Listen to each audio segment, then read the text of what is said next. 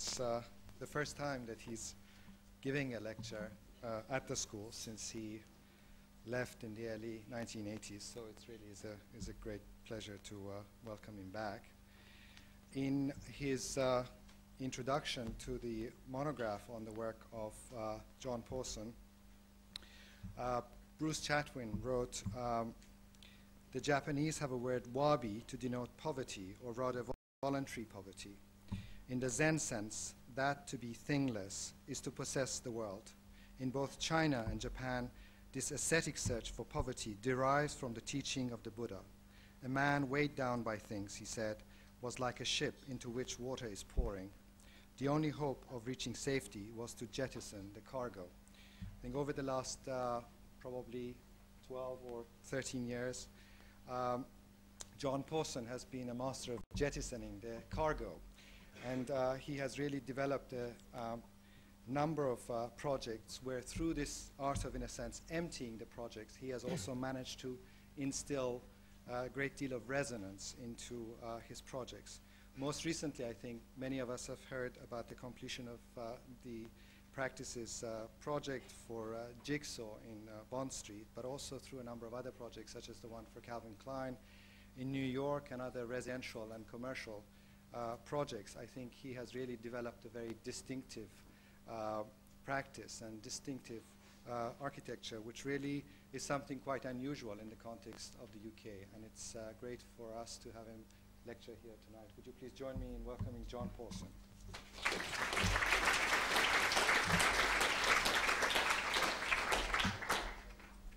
Thank you, Moisen.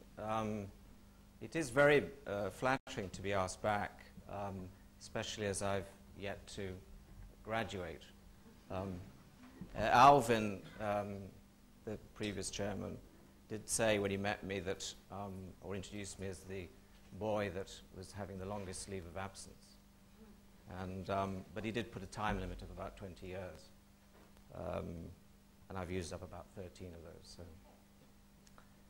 I mean, it's a very flattering introduction as well, and it would be very easy to get a big head about these things, but I feel quite humble because some of my office are here, and it's quite nervous because they tend to play practical jokes on me.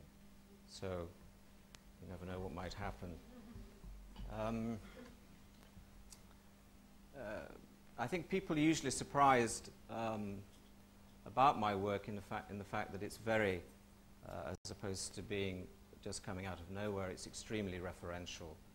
And I wanted tonight to show half the lecture the historical references to the work, and perhaps the end half would be some of the recent projects.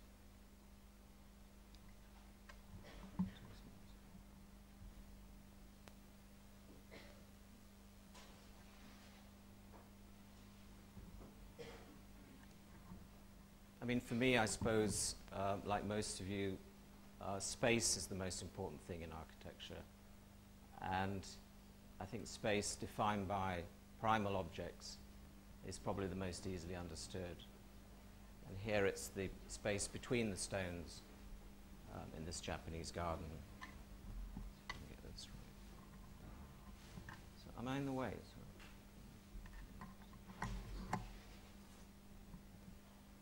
And here it's the space beside the walls.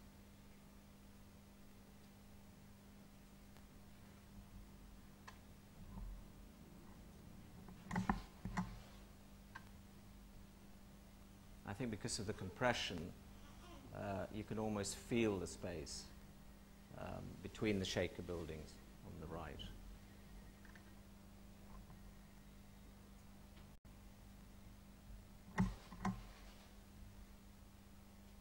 And on there, the right, literally touch the space.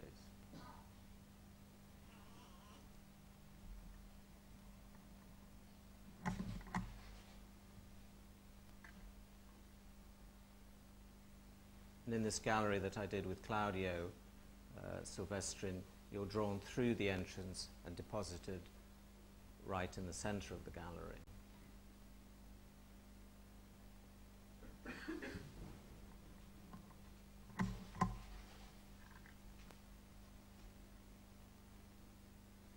here it's space defined by horizontal planes.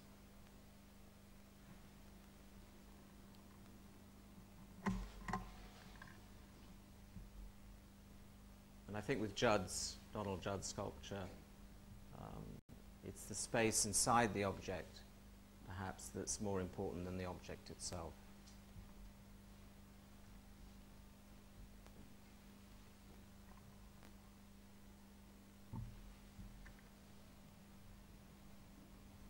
When I gave a lecture in Maastricht, the only criticism was that I talked too much and didn't give them long enough to see the slides. So if I am naturally rather slow, but it was my birthday party last night, so that might be another reason.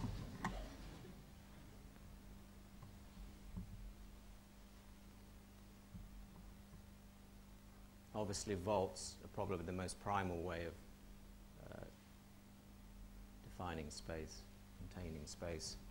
This is my favorite monastery at Le Tournai in the south of France.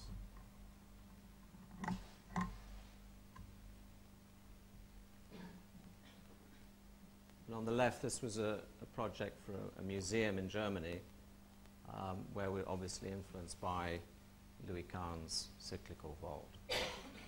You can see by the person it's about 18 meters high. This is one of the entrance spaces.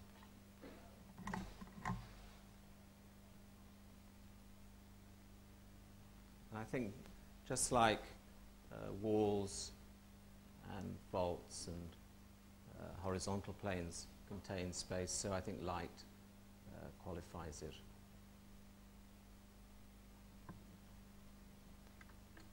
It's light coming in from the side and of course from above. Light through acid etched screens and in the restaurant there.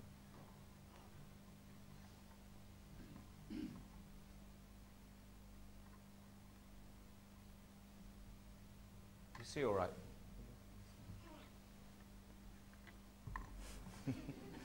It's a very early introduction to minimalism. 4 weeks old by the look of it.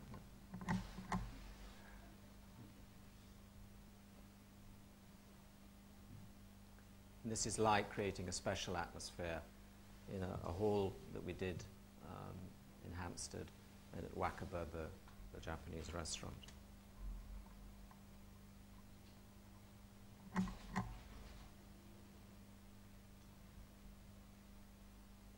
And scale and proportion obviously have this huge effect on space. And it's the height of the dam, I think, there, and the sheer size of the dam and the height of the solar telescope in Arizona.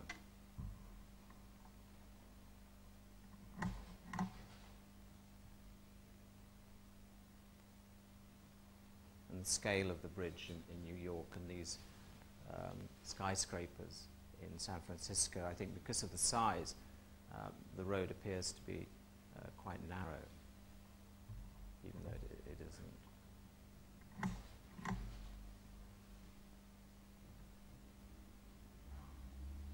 We deliberately made this window in this director's office tall and narrow.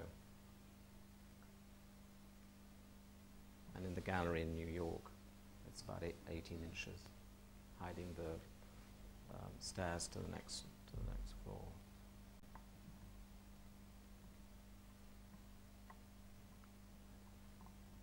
When I was interviewed my first year at the AA, in fact it was Alvin who I showed some of the work. I think it was my first flat or something like that, and he just looked at it and said, well, it's nothing. Which of course, for me, what it's all about. In fact, the office wanted to name my book 13 Years for Nothing.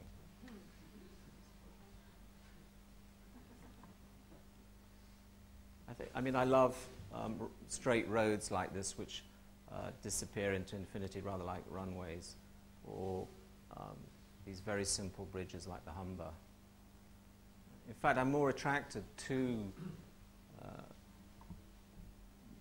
the architecture of engineers, I think, of this century, almost more than perhaps the normal architects. It's engineering. I think strange that they often remain more anonymous to us. And perhaps it's because there's usually one single function that perhaps gives them the simplicity.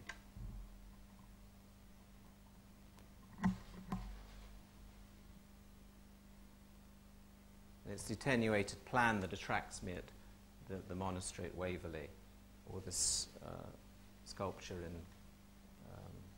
a collection in Milan, Panzer de Gumeau's collection.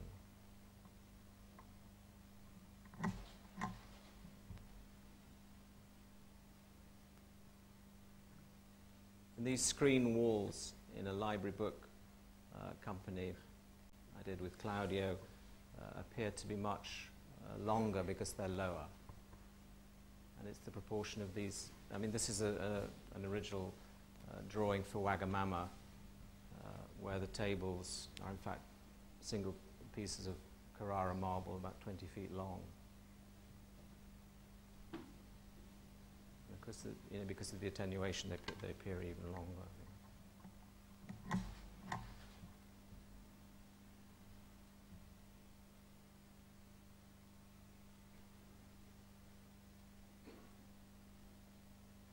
This is the power, I think, of pure form. I mean, geometry is so obviously man-made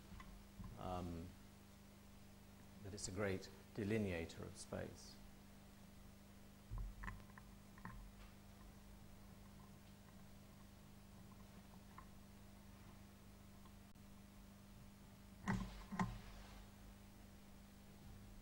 Obviously, pyramids and cones. These are grain silos in Mexico.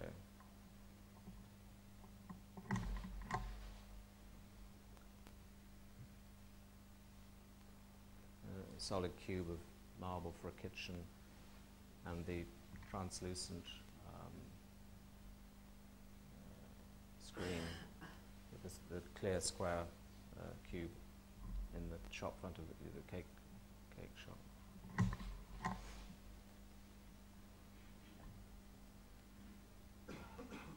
This is open double cube of the brimming bath, and a vase that we had made especially for jigsaw, which is 42% lead crystal. And it's only about 6 inches high, or 6 inches as a cube, but it weighs about 7 kilos. It's really a massive, almost movable. And I took this picture because Jigsaw got terribly worried because it took about 30 pounds worth of roses to fill each vase, and there were 20 vases in the store. So I showed that you could just put one African peony, I think it is, in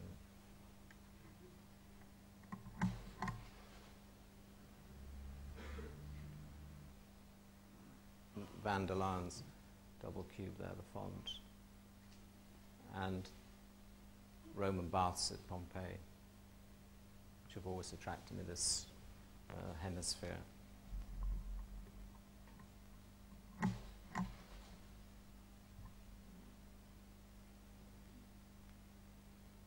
Hemisphere of a solid basin made out of Carrara marble.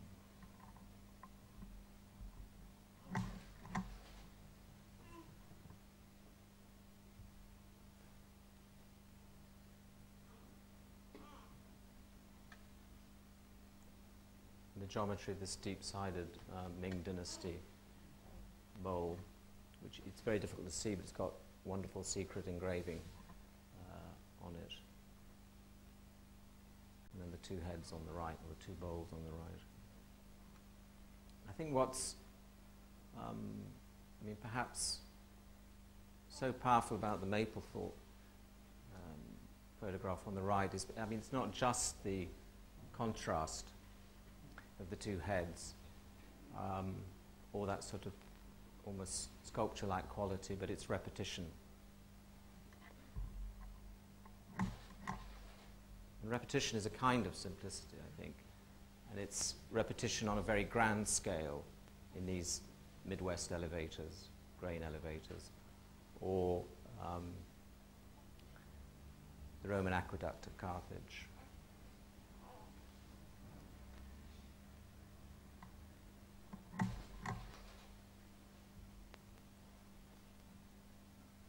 And it's the repetition in a modular form for the shaker drawers or the tatami mats.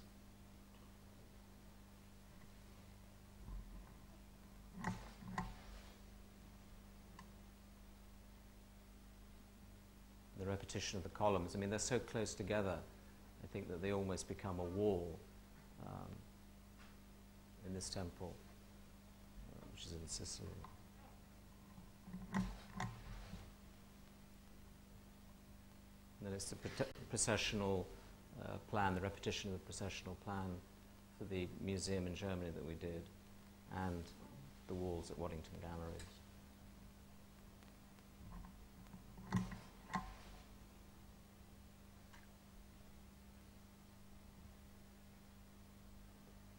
And the step counter at Canal, the cake shop.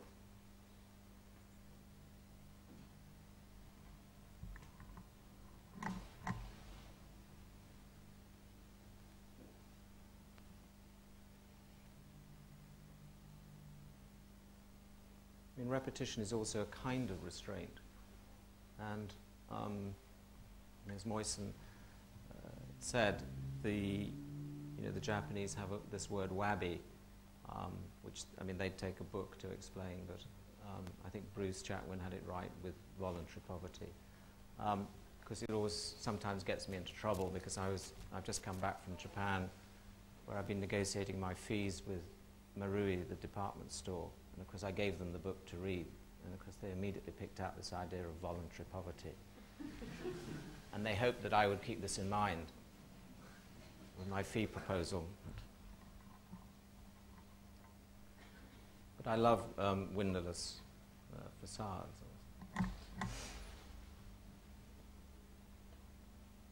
And it's the same kind of restraint in Chinese scroll paintings, where they leave a lot of the landscape empty, and I think this kind of emphasizes the spikiness of the trees and the soft and roundedness of the boulders. And the same with Cézanne, with his last drawings of Mont Saint-Victoire. It's this constant abstraction of strokes or lines which give it a kind of... Is it all right?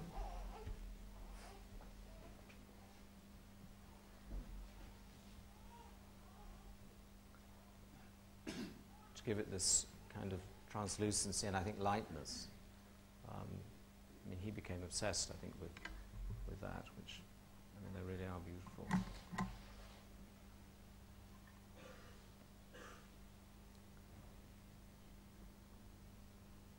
And here you can sort of feel the emptiness in Sandra Dam's church paintings. I think this is the Burg Church in Haarlem. And also in my work, it's, I mean, they are places waiting for people. And of course, and they are for people, they're about people, and they come alive with people. And I think it's very difficult with photographs to show how kind of sensual and spacious and good they make you feel being in them.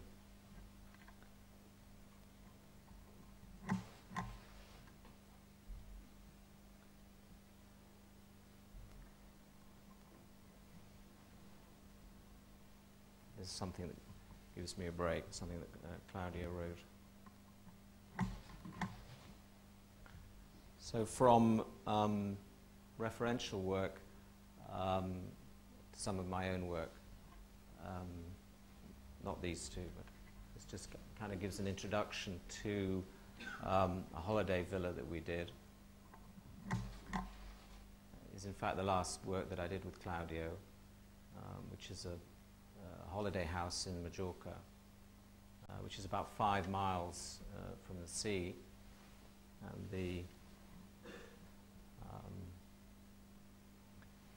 the wall and the swimming pool form a kind of quadrant which faces south to the sea.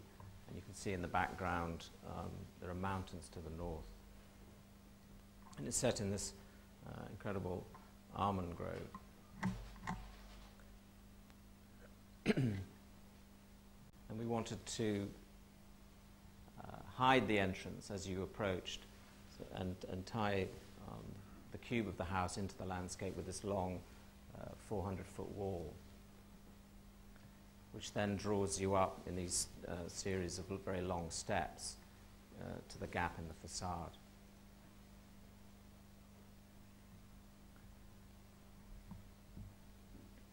And I was very keen that although the client insisted on having a second story, I was very keen that it, in some sense, is blended into the landscape, and that's why we used, we mixed the soil with the render, which gives this sort of ochre pigment. Of course, what's happened now is the client's sown this very, very bright, almost astroturf on the ground. So the box is sitting on this bright green plinth.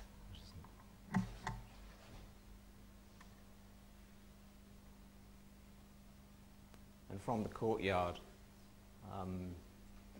you can see out back from where you've come, or out to the swimming pool. And I wanted to make the swimming pool as long as I possibly could, and by making it narrow, it was further attenuation. In fact, I would have preferred it slightly narrower, but the client insisted that 2 people should be able to pass while swimming, and he was talking about the butterfly stroke. And being German, I think it was the Olympic champion at the time's span, so it was quite wide. Of course, it took some convincing, as the client doesn't like swimming. So.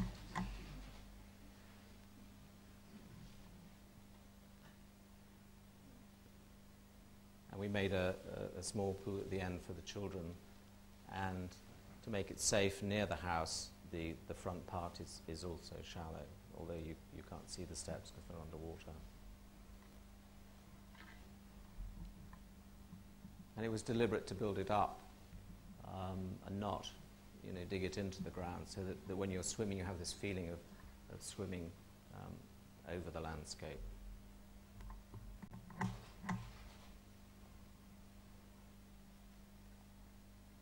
And because of the strong light, deliberately made the windows small, and of course because the walls are thick, you get the view is framed in a sense, and of course you get this repetition of the skylight, which also gives some kind of attenuation in the corridor.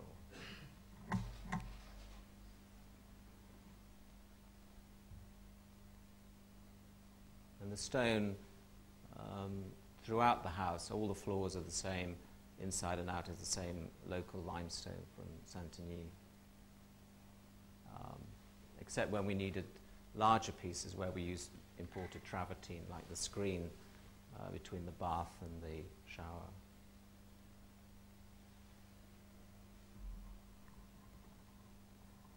I keep waiting for the office practical joke, but I think it's coming. And from Hans's place in Majorca, this is a project in Dublin on a very steeply wooded site overlooking the Dublin Bay. And you approach the house from the top, and so you're on the same level as the horizon, and look down on these 3 pools, which are the roofs of the 3 pavilions, which are sandwiched between these walls. And it was a desire that I had for the house to be less of a sculptural object sitting on the land, but, as Frank Lloyd Wright would say, in the hill rather than on the hill. And it's just a love of agricultural architecture and terracing that drew me to this kind of design.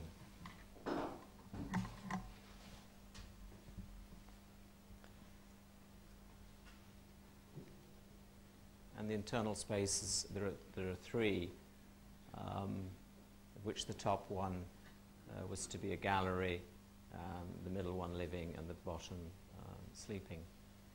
And it's an incredible, I mean, when we started on site, it's a very, very fragile foundation on the hill, rather like the relationship I have with a client.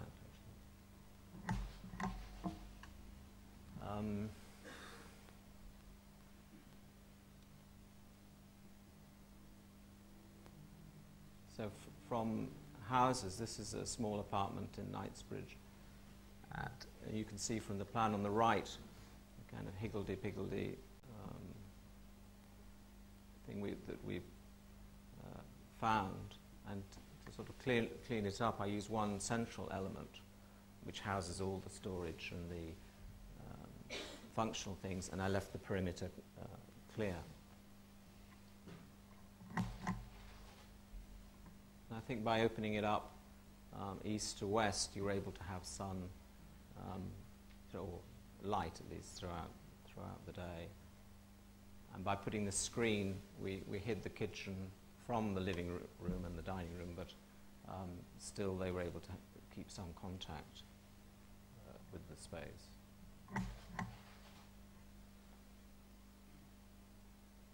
And I used the same Japanese oak on the floor as the bench. The clients are from Chicago and in their 60s, and of course Noel, who's about 6'8", constantly teases me by wearing Hawaiian shirts in the space. His wife wears sort of all black in deference. I quite like the irreverence, whatever the word is. And then by hiding the sliding doors inside the cupboards, you're able to screen off these spaces and give some sense of privacy to the bedroom and the studio without actually losing the vistas.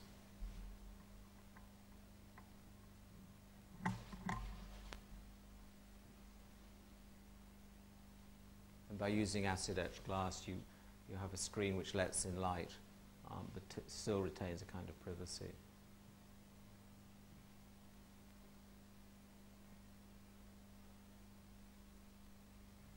And I always wanted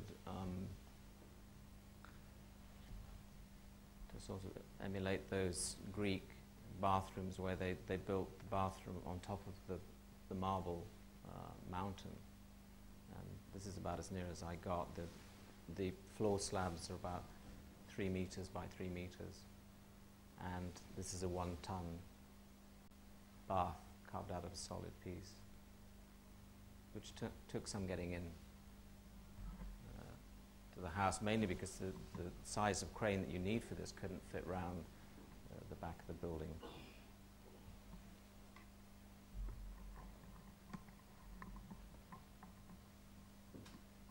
And I managed to have a go at bathing in it before we handed it over.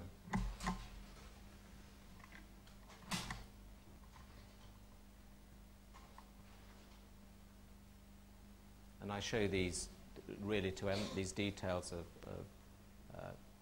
spouts that I design really to emphasize the kind of sensuality of the spaces and the materials.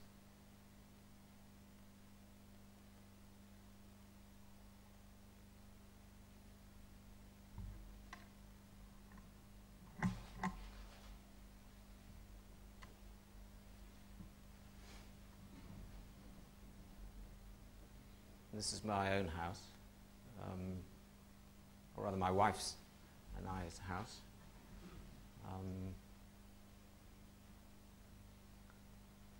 I wanted to build a new house, but Catherine enjoys things from a different century. So the deal was that she chose the house and I got to do the interior.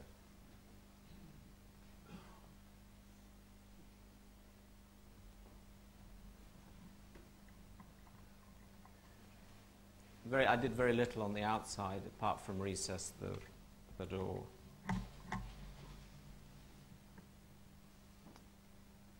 And And on the inside, I retained the two fireplaces that were obviously for the separate rooms, and left the beam to kind of leave some notion of the two spaces. And I used Douglas fir in very large pieces, which meant that you didn't have to have a joint. And they span the two rooms, which is about 45 feet in single pieces, and they're about 18 inches wide. And then I just cut the table from the same planks. And all the storage is in these behind the doors, a sort of gradation of doors on the left. And the lighting comes from behind the 24-foot stone bench.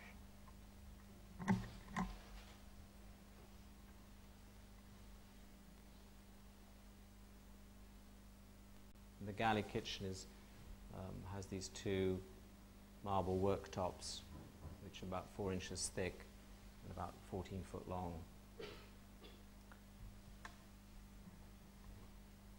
And weigh a ton. And getting them in was quite a thing because we had to close the street. But it's a very interesting area of Notting Hill Gate, so they felt it was a sort of second carnival, seeing this sort of amazing piece of marble floating in the air, trying to get over the house. And I ran the floorboards out onto the balcony to the garden.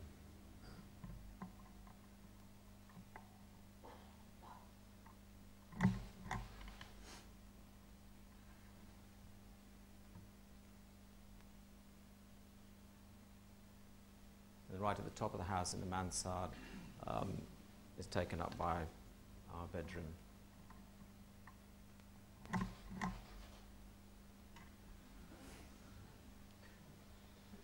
And I show this picture to illustrate, I think, two things. One is that children enjoy,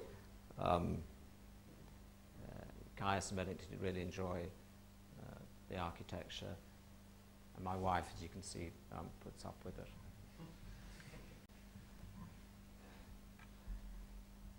Because the bath is designed to brim over, and the gaps in the floor take the water from the shower and the bath, and the whole underside is like an enormous tray. Of course, the problem is that when Caius and Benedict have friends over, they get the idea that they can go home and pour water on their parents' bathroom floor, which usually is carpet, so we get into quite a lot of trouble.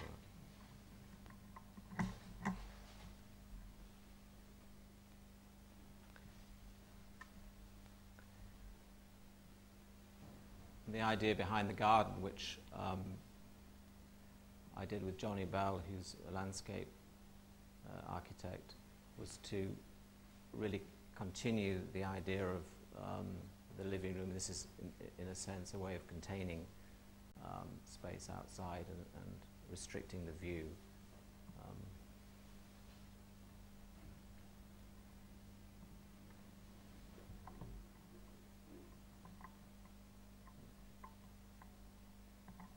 As you probably gathered, most of my work couldn't really be done without a great help from engineers.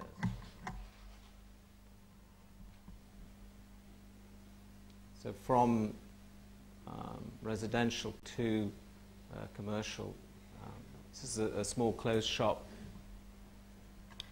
that we did in South Kensington, and I wanted really to reduce the number of elements in a clothes shop to the essential, and really to make the whole space homogeneous.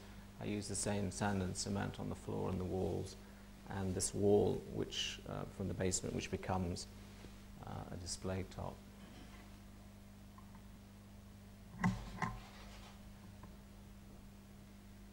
And in the basement we discovered these Victorian vaults, which for cost and perhaps for other reasons I just glassed across and rather left them, more like an archaeological find.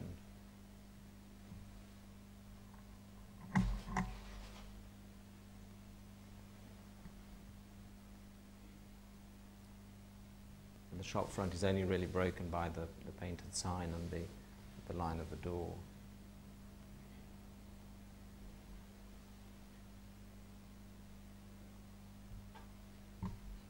And I think it was seeing this and perhaps my own house under construction which gave Calvin Klein the idea to choose me to do the store in Madison Avenue. I mean, this store is about 20,000 square feet, so it was quite a jump for me. And with very, I mean, RK being the only kind of retail experience I had, I think it was quite an act of faith for him to entrust me with this. I mean, it ended up by being a $15 million project, which was way and above anything I'd done before.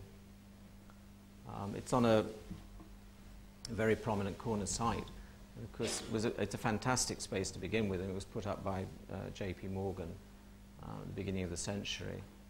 And all I did on the outside was to take away the metal kind of glazing bars and substitute it with these 34-foot pieces of glass, single sheets of glass, which rise up the 3 stories. And just like closing the street in Notting Hill Gate, we closed Madison Avenue to get these in.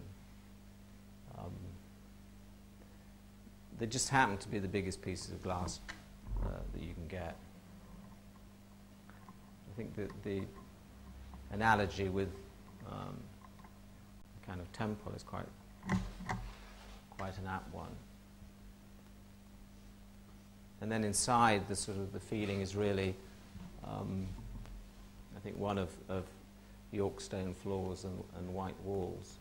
And of course, the ceiling height is 20 feet, so it's a wonderful sense of space.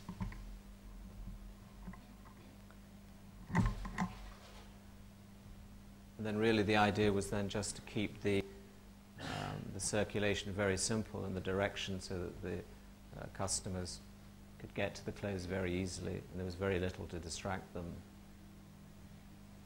And I show the model on the left that shows how little I really did to the space, which was just to insert a longitudinal mezzanine to give the space a little bit more dynamicism.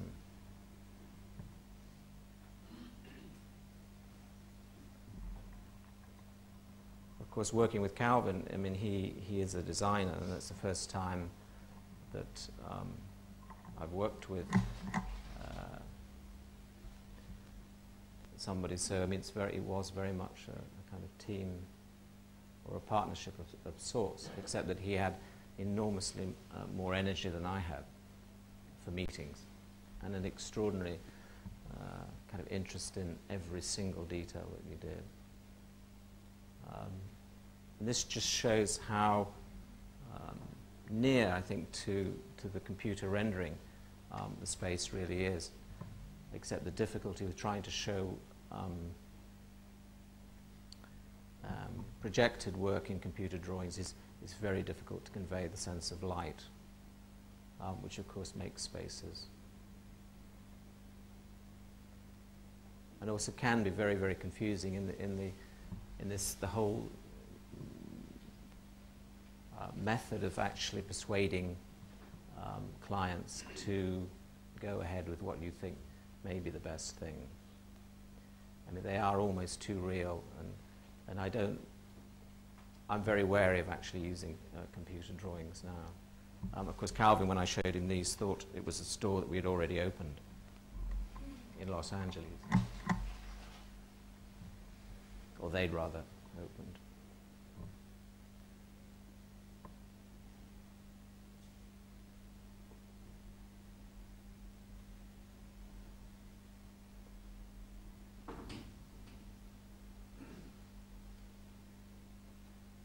I was very keen not to have any furniture, or have very, very little furniture in the store. And it's something that we discussed a lot over the year. But anyway, needless to say, I gave in, and there are 57 different pieces of furniture, including the ones of Judd and Franzoni and Schindler that I chose to put in. And there you can see the glass disappearing down behind the floor.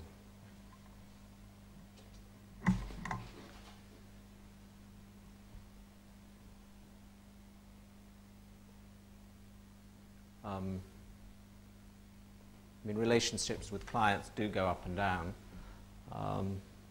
This kind of shows that I'm still in favour, I suppose, and this is the reorganisation of Calvin's headquarters, or his offices, on 39th Street, of which he actually rents, I think, about 7 different floors, but they're not all continuous. And this is the idea to actually connect the 4 design floors, because he's got about 400 people over the 4 floors, and to connect them with this new staircase. It's a very deep, typical New York plan, where it's very difficult to get natural light in to the centre of the building. But the idea was to marry this notion of having the open plan with the need for cellular or private offices. And so I use a series of etched glass walls for the private office. And I wanted it to be, or I want it to be more redolent, I think, of library reading rooms and or artist studios. And we did these very, very long tables. And of course, that notion that it's not just the fashion designers or the graphic designers or his advertising company which should have these creative spaces, but that, you know, all the administrative staff and accounting and the kind of business side of it should have the same type of space.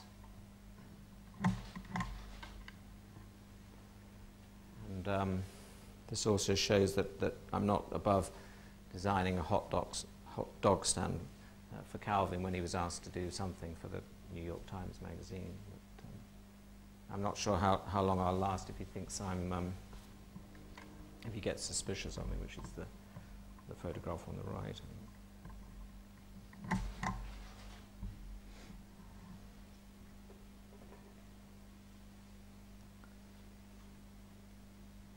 This is another office building. This is in Ostend for an insurance company. And again, about 20,000 square feet.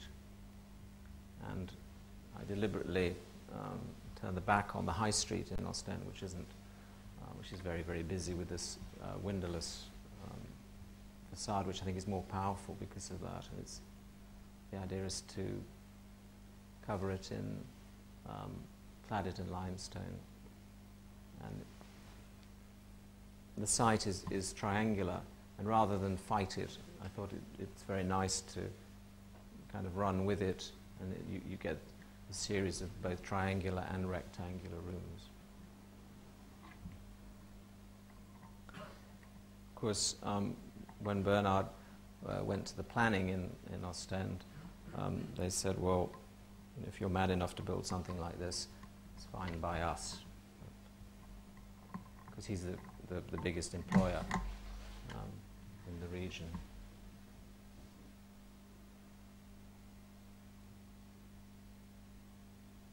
The idea is for him to have a double height apartment on the top.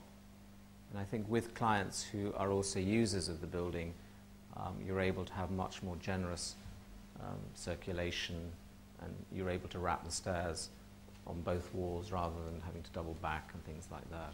And you can give a lot of outdoor space.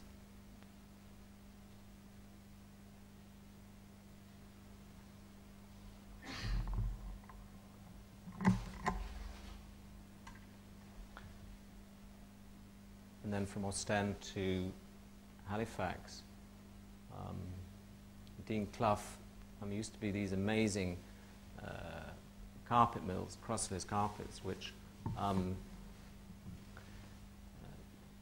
think about 10 or 20 years ago ceased trading, and it was taken over and made into a rather successful sort of commercial centre with offices and shops. And they've asked me to come in and tidy up the public areas and somehow connect them and make a much more rational cohesion with there's something like 16 different mill buildings. And what the intention is to use the underground river, the underground tunnels, the ramps, that existing things to somehow connect these different, which almost can be described as sort of piazzas between the mills. And of course it's ironic that they were looking for an architect who'd done work on galleries and worked abroad, because of course I'm from Halifax, and I don't think that they understood until I got going that I'm a local boy. I mean, I remember picking up my swimming teacher who used to work here, and of course there was this amazing kind of throb when all the looms were working. I mean, it's something like 1.5 million square feet of factory, so the whole place used to vibrate. It's a very strong childhood memory. And even though I spent 4 years in Japan, and people feel that the architecture comes from there, I think probably it's more to do with Halifax. And you know, everything that I really love, like the attenuation, the compression, the repetition in the facades, it's all in a way, and I didn't really realize it until I started working in Halifax, just where it comes from. I mean, it isn't, I suppose architecture and doing it is intuitive, and it's only when you're asked to sort of speak like here that you have to analyze why you're doing things.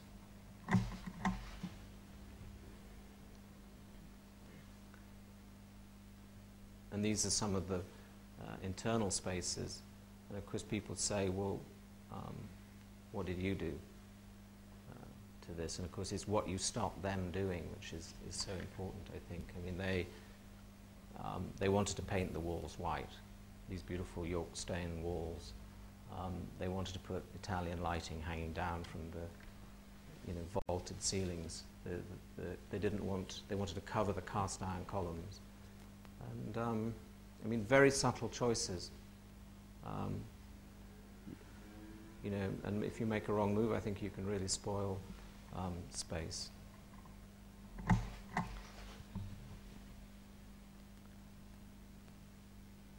And this is the shop that Moisen was talking about, Jigsaw in Bond Street. And of course, I did mention it to Calvin, but of course he didn't really take it in.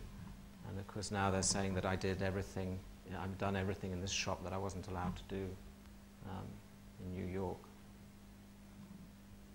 It used to be the old Wallace Heaton building, which was in fact it's two buildings knocked together.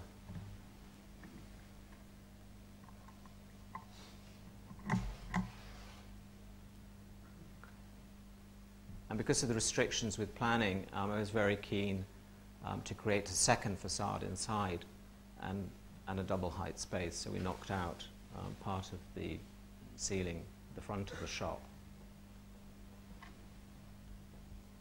and used 4-foot slabs of white granite on the floor and these scratched acrylic screens which partially conceal the clothes and make shopping between them a more private experience.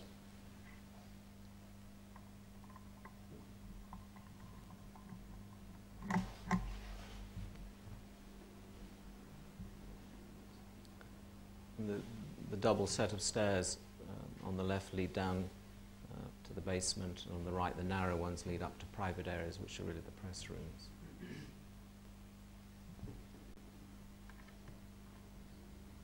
It's about 100 feet deep. And again, we designed the furniture and all the fittings.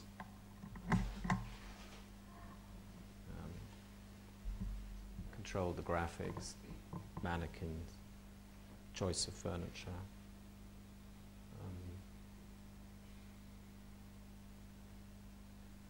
And of course, in a way, clothes shops are simple in the sense that, you know, it's quite basic. It's a clothes rail, it's a shelf, it's a table, and it's fantastic lighting. I mean, it's so critical because, I mean, somebody like Armani tries desperately to have no natural light because it's so much easier to sell clothes, apparently, with just using electric light. But of course then it's very uncomfortable, I think, as an experience. And there is this analogy with galleries, and of course galleries as opposed to museum, because in New York they said, oh well, isn't it like a museum? And I said, no, it's like a gallery, and a gallery, of course, which is a very commercial operation, and you make it as neutral as possible so that the art becomes more potent. And here it's the clothes, and I suppose that idea that you're giving people space, which of course is the modern sense of luxury, I think.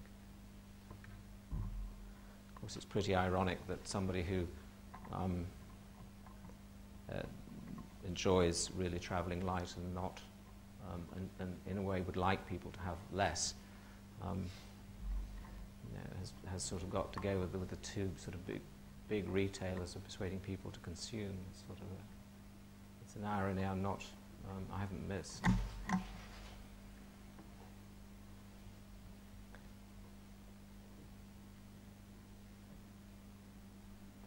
We use solid slabs of this granite for the steps, and stop them short of the wall to create this trough of light. And then downstairs in the basement, I use the same wood as at home, even in longer pieces.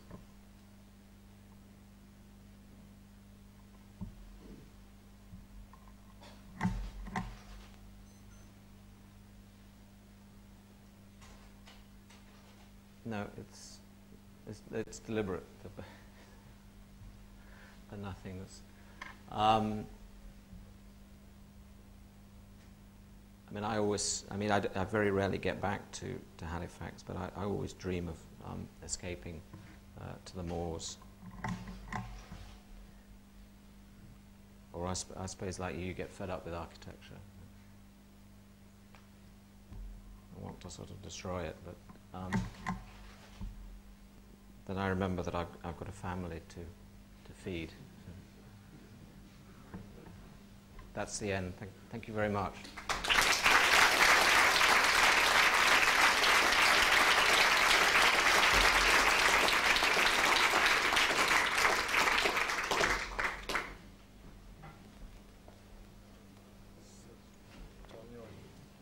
Take some questions.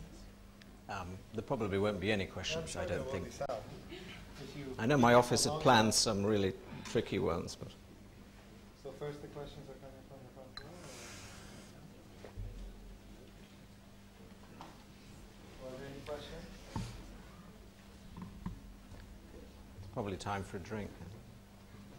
Why don't you, I mean, it would be very interesting if you could elaborate a little bit on this whole irony that you were touching on towards the end in terms of the dilemma of being interested, in a sense, in the whole question of in a sense emptying, but also, of course, the project of kind of simplification comes at a cost. And I wonder, in terms of, for example, Jigsaw, if you could say something about it, because I mean, they did have a shop in the 1980s, which was done by Branson Coates, and now you're doing the project in the 1990s, and probably maybe your project is, in some ways, I assume that it might cost even a lot more than the project that they might have done in the 1980s. I don't know whether that's true or not, but I'm guessing that it would have probably been a much more costly project. So how do you deal with this irony that you raise? I mean, is there, some people have talked about the kind of possibilities of resistance. Is there a way in which you can think about transforming the nature of the projects in some way so that it actually... so they cost less? Either that it costs less. I mean, I think that, you know, we can think... Well, I was very lucky with Jigsaw because the owner's brother did the building work, and I wasn't privy really in the end to the final cost. So, I mean, what was great about them was that it was a question of getting the job done right, and I suppose that's my obsession. I mean, I think that this dilemma for me is in the sense that I mean, when I first went to Japan to try and become a monk, which is what my mother had always wanted me to be. I mean, not a Zen monk, but something much more ordinary. But I mean, I lasted a day in the monastery, and I think architecture was something where I found it easier to express myself. But there is this strange thing where, in a way, I prefer, to have much less. And but I enjoy doing the architecture. So it's I mean, to call it minimal, of course, is a complete misnomer. I think, because it's far from minimal in terms of cost or execution or any of those things.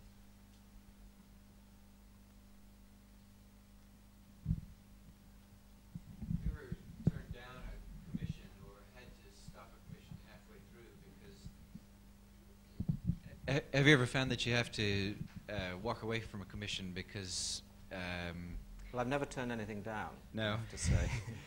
So somehow the marriage has been good, where the client has continued to want the expensive minimal, and your vision's been able to carry forward. Well, I'm terribly easy to work with, but I mean, not all my clients are.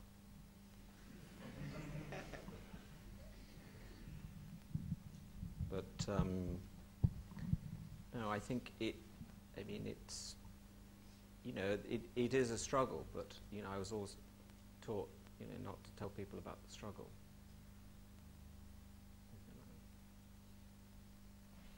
I'm sorry, it's very difficult to not turn my back on you over that.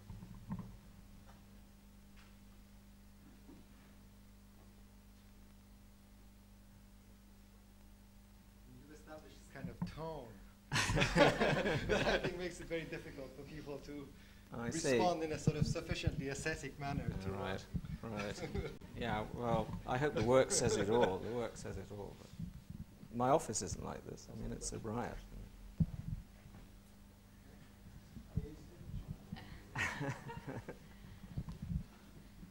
Well, I just wonder... Is it switched? Can you speak to the mic? Yeah, I think it's switched. Yeah.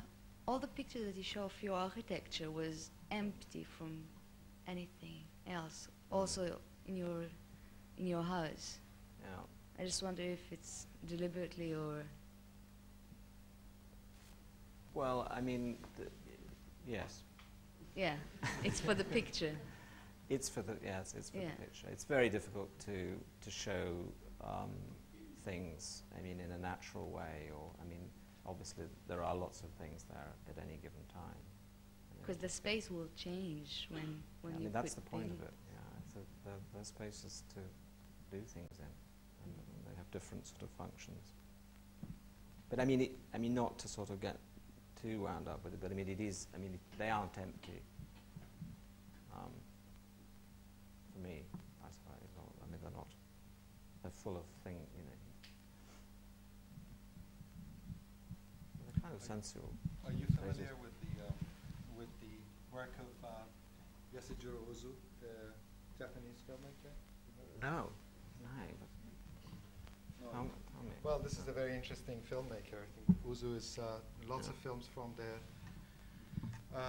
1950s, and I mean, I think it's a fantastic. He's a fantastic filmmaker, and one of the things that's very interesting, it's actually very much along the same kind of line of issues that I think you're talking about, but dealing very much with kind of everyday life or ordinary life in Japan.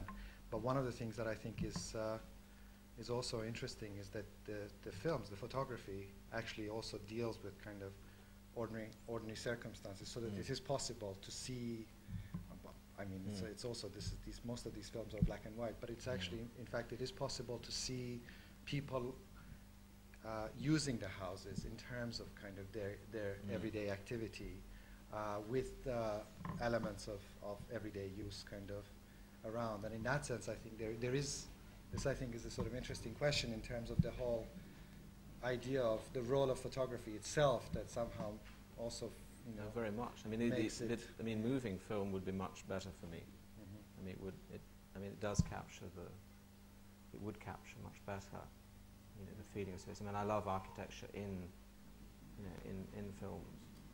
You know, it's a very nice way of seeing it, but it's quite expensive.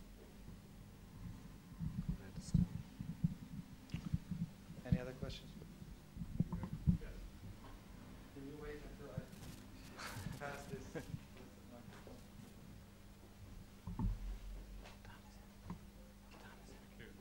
microphone? I was rather keen to ask you whether you were happy about the minimalist tag that's often attached to your work, and you've said, you've suggested rather strongly that perhaps that wasn't an accurate label, and possibly in view of your introductory slides, you're more concerned with sort of somehow returning to the essentials of architecture. I mean, I wondered if you could sort of give a slightly more full explanation of your earlier comment on the sort of minimalist label. Well, I think you can't. I mean, it's very difficult to stop people using something which they feel describes it in some way. I mean, and I suppose that, for want of a better word, I mean, if somebody had come up with essentialist or something, it doesn't I suppose, roll as easily off the printed page as minimal. But I mean, it is misleading, and it's. I mean, not that. I mean, it's. I suppose for me, it's always been a take it or leave it architecture. I mean, I never started to become an architect.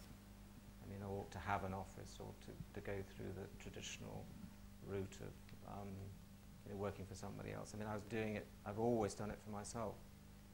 And in a sense, I mean, you might, I suppose, think that was selfish or self-centered. But I think in the end, I've been very lucky that other people have wanted what I do. So I've never really worried. I mean, I think it's misleading, but it's never bothered me that other people don't get it or get it wrong. I mean, it's there if they.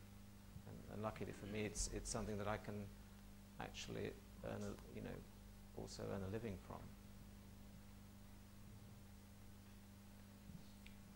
Could I just follow that up by asking whether the use of finely crafted materials that aren't generally available due to their expense, whether you see that as an essential part of your architecture? I think the choice of material and the way I use them is essential. Yes, I mean it's something like the granite in Jigsaw was cheaper than the wood. I mean, by actually finding people who are used to moving these big, pieces around, they took it in their stride, and so the cost wasn't any more. I mean, it wasn't. I mean, any granite or stone is expensive comparatively, but it was cheaper than the wood, for example. I mean, I think but it's pushing these things which changes the space, and that's what it's about for me. If you stand next to a 4-inch thick, 14-foot long, marble slab in a kitchen, you feel different. I mean, you may not need it to be 4 inches, but it feels good.